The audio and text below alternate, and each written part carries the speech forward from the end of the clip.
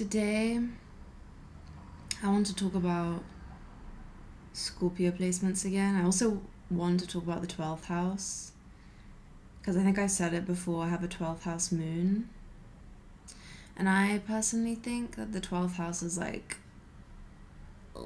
one of the hardest. It's like, no, I think it's the hardest house to have a placement in because that shit, like, it's just insane. I don't even know how to explain it. It is like,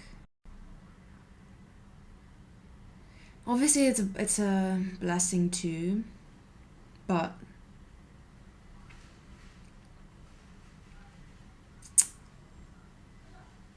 it's so deep. Like, there's no end to the 12th house. It's sort of like the portal pathway into the next world, or whatever, after being human. And it's kind of like the place, like Judgment Day, kind of. It's where you go to answer to yourself. It's like a forced self reflection. A lot of people run away from that, obviously. But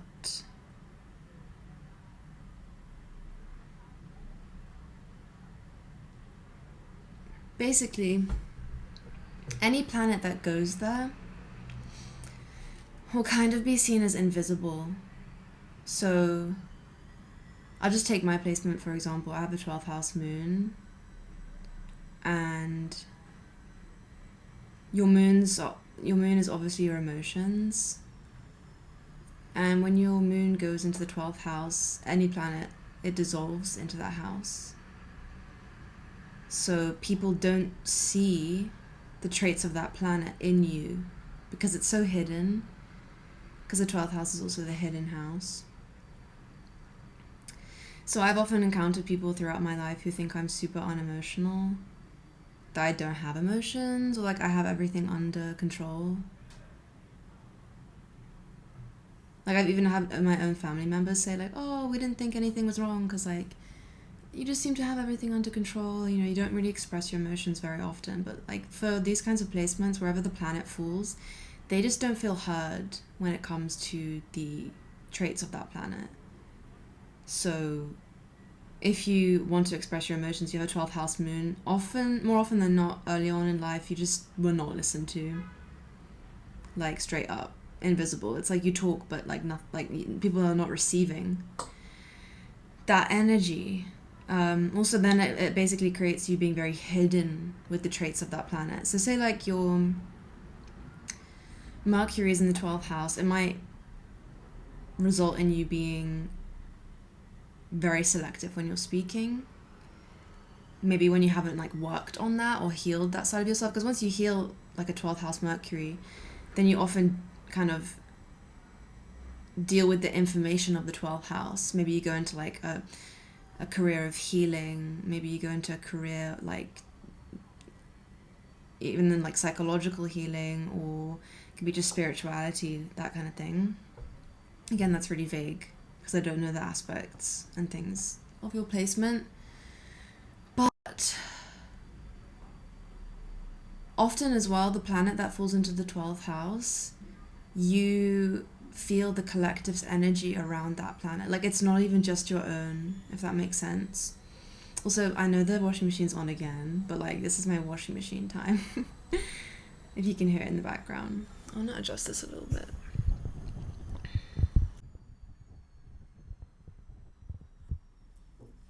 But yeah, like I kind of just want to talk about 12th house moon, really. It's a really intense, heavy placement. Like, you often confuse other people's emotions for your own. You can feel all like the collective's emotions as heavily as your own. So like, say there's something going on in the world, like you can react to it as if it's your own. Your empathy levels are very high. It doesn't mean you choose to act on that. It doesn't mean like just because you're very empathetic that you choose to make yourself empathetic, if that makes sense. Like,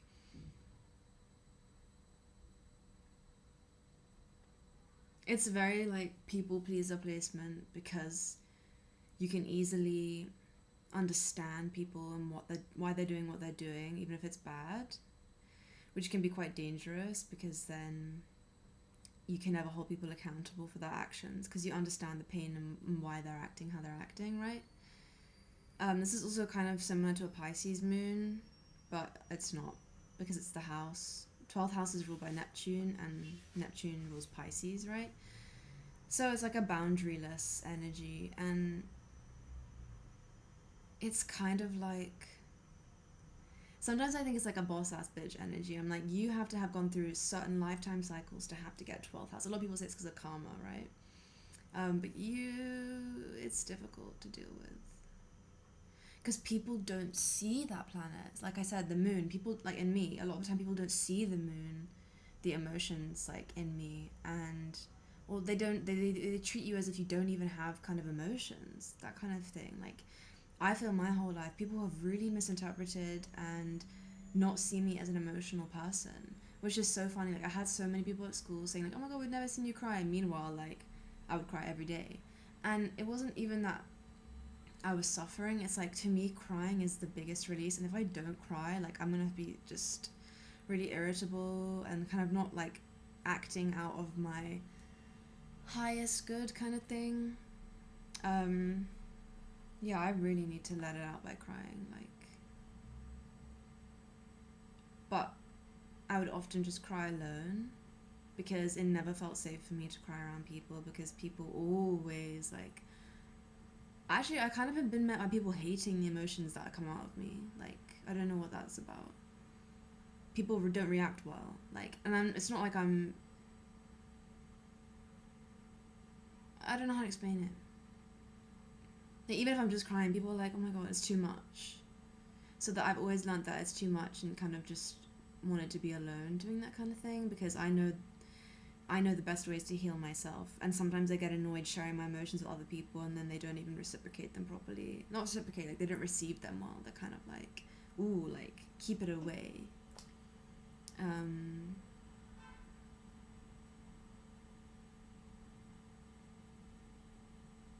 yeah.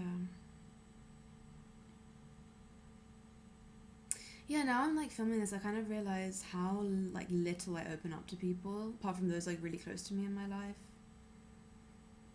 like loved ones in my life. They know like I talk to them like this, but it's so weird to say it in a video.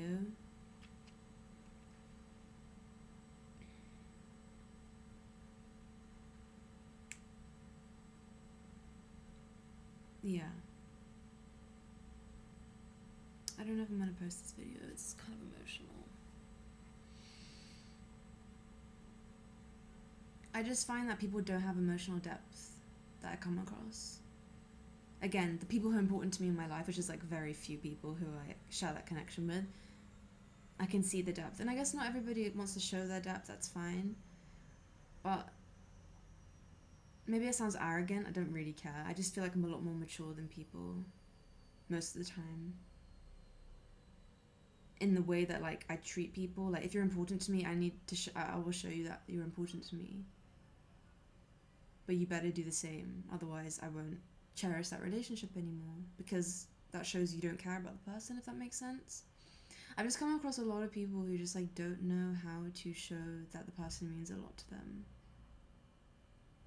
And then this comes down to like Venus styles, right? Like maybe the way that you show love is not the same way as someone else. But I just know that if you're dealing with any Scorpio placements, any Capricorn placements, like I have one of, well, you can guess, I'm just not going to tell you. I have one of the most intimate houses in Capricorn.